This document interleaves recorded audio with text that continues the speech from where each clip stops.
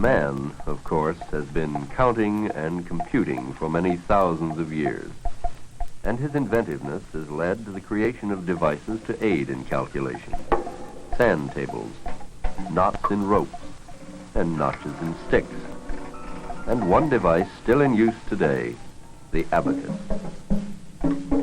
In all calculation, there is a 5-step pattern consisting of input, storage or memory, the arithmetic operation, control, and output. Classically, the control element is the human being himself. But in the digital computer, control is achieved electronically in strict conformity with instructions provided the machine by the human programmer. The great power of the computer resides in its ability to carry out whatever arithmetic or logical operations the mind of man is capable of instructing the machine to perform.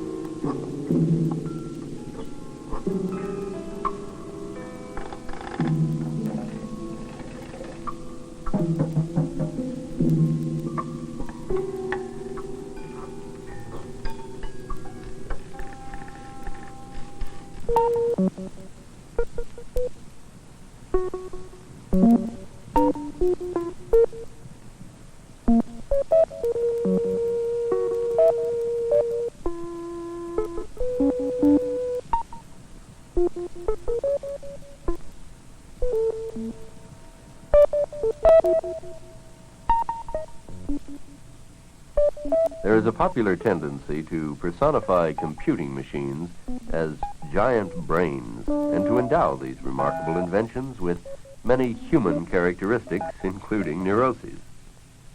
The fact is that the computer is a tool in the same sense that the wheel is a tool. However, an important difference between the wheel and the computer is that we, the humans, can instruct the computer to imitate the behavior of any other specific machine or process, providing we can adequately describe what we want imitated and can instruct the machine in its own terms how to carry out the imitation. This does not mean that a computer can become a chemical plant or even a wheel, but it does mean that when we can adequately describe in mathematical and logical terms what goes on inside a chemical plant, we can simulate this on a computer. It is this characteristic that permits us to call the computer the universal machine, in that it is capable of doing whatever we are capable of instructing it to do. J. Presper Eckert, the Vice President of UNIVAC Division, Sperry Rand Corporation, comments on this. It's a new tool. I've been present at several computer centers that were dedicated at universities. And I've tried to think, well, what can you say this means to the university? It means something to the math department, it means something to the physics department, it means something to the economics department, and then it's hard to find where to stop, because in principle you can even study some things about music on a computer. In fact, simple tunes have been composed on computers, as you know. It seems to me that a computer is the first general purpose tool we've had for some time.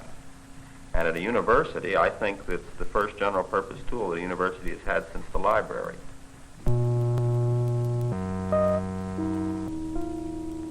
Although the automatic digital computer has been in existence only since the mid-1940s, the blinking lights and the spinning tape reels have already become tiresome cliches symbolizing one branch of modern technology. However, when we think of a computer as one product of man's technological ingenuity, we usually fail to realize that the computer represents a fundamentally different kind of advance from other recent technological advances such as atomic reactors. The difference lies in the fact that the computer manipulates not energy, but information. We asked Dr. C.R. DeCarlo, Director of Education for the International Business Machines Corporation, about this difference. Fine. Well, I'd like to comment on the two main streams of technology.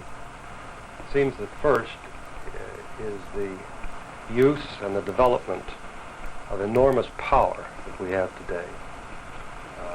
Power such as the atomic and nuclear energy, the power of the jet engine. These are manifestations of the continuing use of energy to amplify man's muscular ability. They go right back to the development of his first tools and up through the first industrial revolution, the development of power machinery. And by and large, I think people can accept both the understanding and the consequences of the use of physical power. The other mainstream is more subtle. It concerns itself with information. And the information we have in our bodies, the information that we receive from the outside world, is a very intangible sort of thing. It's hard for us to conceptualize it as a physical phenomenon. And yet this new technological revolution really concerns the very nature and the uses of information. For example, in the development of the computer, we have, in a relatively short time, I think 2 or 3 decades, come up with equipment which can solve problems far in excess of the range capable of solution by human mathematicians and physicists 100 years ago. We've seen these computers applied to problems in business, in science, and government, and they seem to put a great many people in awe that the machine is doing something near human, near thinking. And actually what the machine is doing, of course, is handling information. It is information from the senses that brings the world to us. And information about the things, events, and processes in the world can take many forms and can be communicated in many different ways. Federal Reserve Board Index. As much as the presumption of It is a genuine tragedy. In the first quarter, there'd be a third quarter dip if there were a steel strike. This is well above. The new rug you asked me to deliver to your home last week. Cannot introduce expert testimony. Dear Mrs. Ransom, enclosed is a bill for the new public construction. It is information from the past that helps us better understand the present. It is information that permits us to take the right action at the right time. And it is information that permits us to predict the future state of a system. And when information can be quantified and expressed in the symbolism of arithmetic and logic, and manipulated in accordance with the rules of mathematics and logic, we have the means to control, to design, and to simulate any real-life situation we can adequately describe. And the digital computer is the tool by means of which these manipulations, running into millions and millions of separate steps, can best be carried out. Of course, the answers and the decisions that you get out of a computer are entirely dependent upon the data and instructions you put into it. Unless the set of instructions, or program as it is called, is carefully and accurately thought out, the computer cannot possibly come up with the desired answer. There is an interesting expression among computer scientists that goes GIGO, G-I-G-O, garbage in, garbage out. If you put garbage into a machine in the way of data, garbage will come out. And not only that, it'll come out faster than garbage has ever been generated before. The only way to avoid the generation of meaningless information is for a human programmer to figure out in advance the exact sequence of logical steps necessary for the machine to operate properly in relation to a given problem. Once this logical design is laid out, It must then be communicated to the machine. And it must be communicated in a language that the machine can understand. This is a field that's ripe with all kinds of emotional connotations, which have always bothered me. The idea of man-machine communication implies, in a sense, an equivalence of man and machine. I like to think rather of the machine and the system as amplifiers and sensors of man. And if you view them this way, in general, you have the problem of connecting the world of symbols and abstractions which men deal with, which are very complicated, with the symbols and the operations with which machines can deal. These symbols and operations are extremely primitive, they are simply binary numbers, that is a series of bits of yeses and nos and nothing more. So we have the problem then of communicating this world of symbol and abstraction, which is very complicated on the part of the individual, to a very primitive machine. The question is how to relate these two, and this is at the heart of this problem of, quote, man-machine communication. The so-called language of a digital computer is limited by the possibilities inherent in an electronic circuit which can be switched on or off. Internally, the elements in a computer have only two possible states, on or off, which can mean 1 or 0 in the binary number system. The off or on state can also represent yes or no, true or false, and so on. A binary number consists exclusively of ones or zeros and combinations thereof. In the binary system, each place means an increase by twice as much rather than 10 times as much as in the more familiar decimal system. In the decimal system, we would write the number 33 with a 3 in the tens position and a 3 in the units or ones position. In the binary system, 33 is written with a 1 in the sixth position. This has a value of 32, and a 1 in the first position, which has a value of 1. 32 and 1 equal 33. This may seem like a terribly awkward way to express numbers, and it is when you're using pencil and paper, but it isn't when you're using an electric voltage.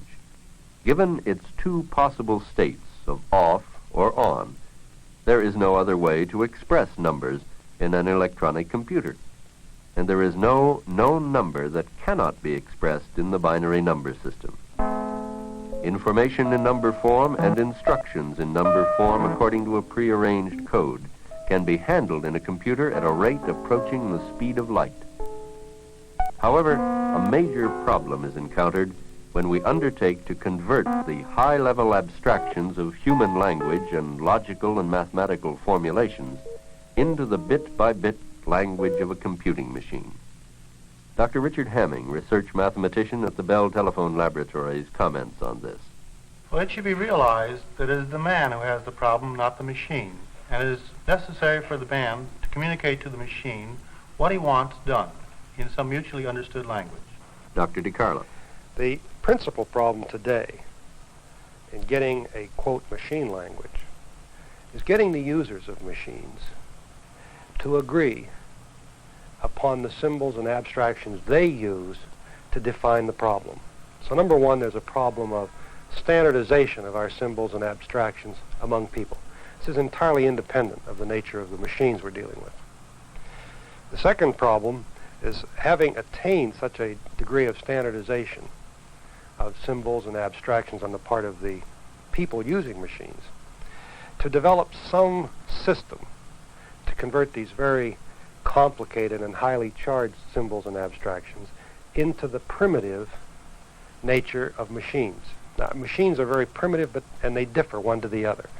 So we would like a process which takes our symbols and abstractions and converts them one by one into the various and different machines that are available today.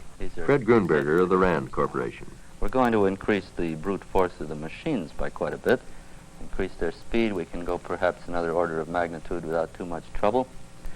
A more important advance there would be the improvement of our languages.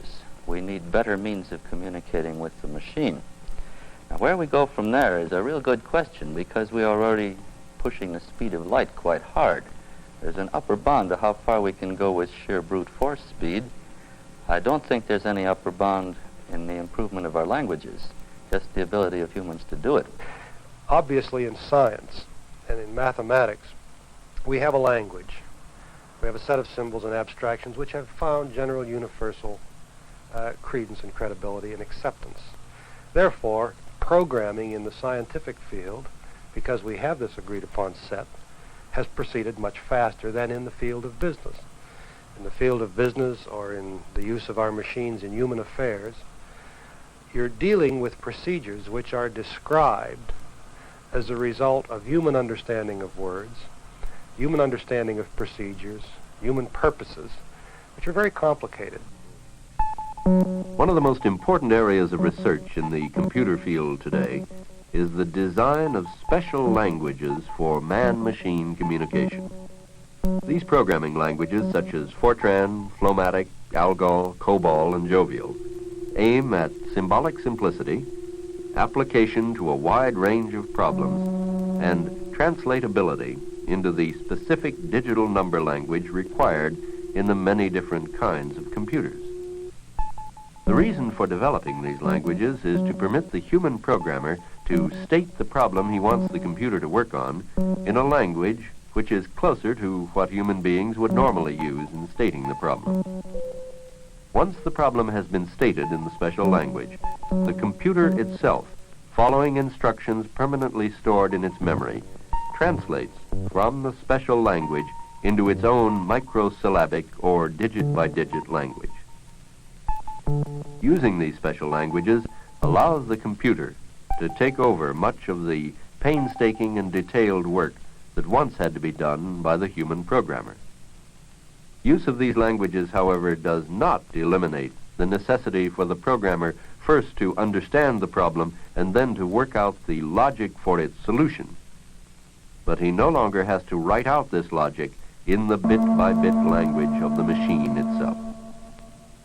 One of the things that seems to me that's clearly evident, that if you talk about a machine having a language such as Fortran or Jovial or autocoder, you semantically confuse that with the idea of language, English, French, and Russian. One should be very much aware the purpose of languages as we use it among ourselves and among people is to cover a whole range of experience where the words are highly charged, where sometimes even silence conveys more information than the most explicit statement. And to use language around man and around machines without appreciating this difference, I think, is the cause of some of the problems we have in personifying machines as being humanly capable. Of course, some people will always think of a computing machine as a device with a little man in it who does arithmetic and answers questions.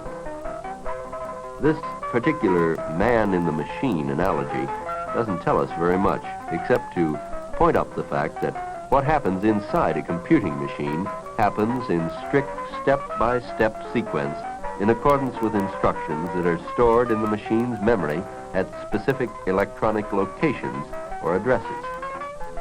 Now, so far as the inside operation of the machine is concerned, the problem being worked on could be anything from a payroll calculation to a nuclear physics problem to a simulation of the national economy. Whatever the problem, the machine must carry it out in minute step-by-step fashion. The key to the versatility of the machine rests with the instructions that are given to it. And when it comes to speed in carrying out these instructions, well, the whole analogy breaks down because our little man just isn't up to it.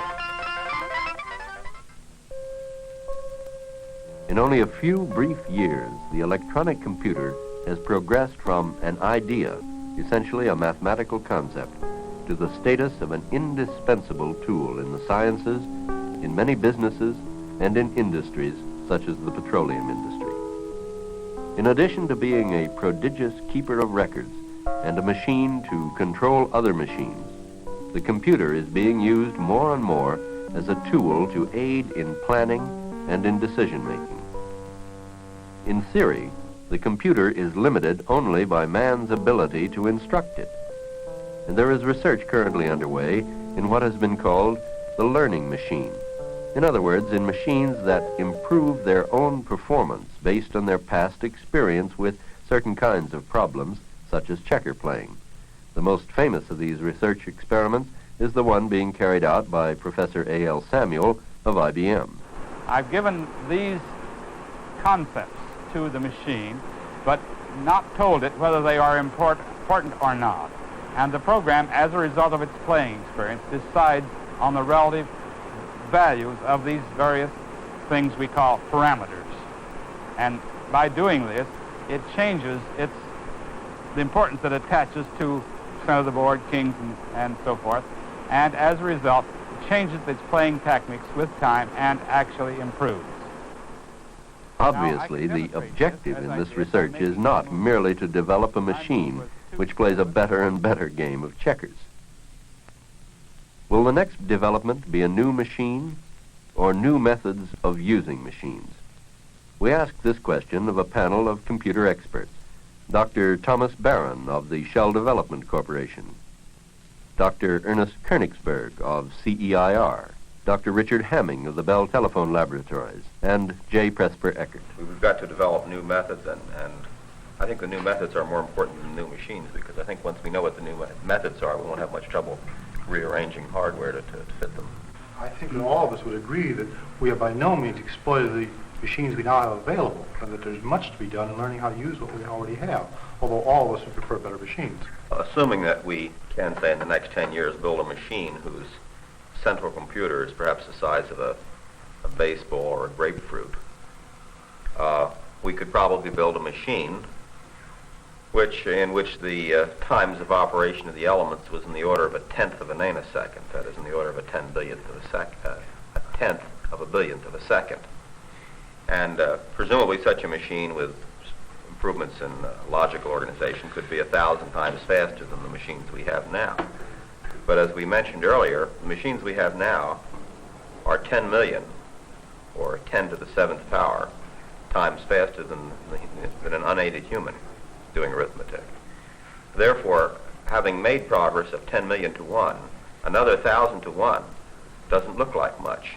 In fact, since progress probably is on a logarithmic scale of, let's say, doing twice as good every year or something like that, to use your figure, this means that at this rate, another 1,000 to 1 will just about keep up with our requirements for the next 10 years, because 2 to the 10th is 1,024.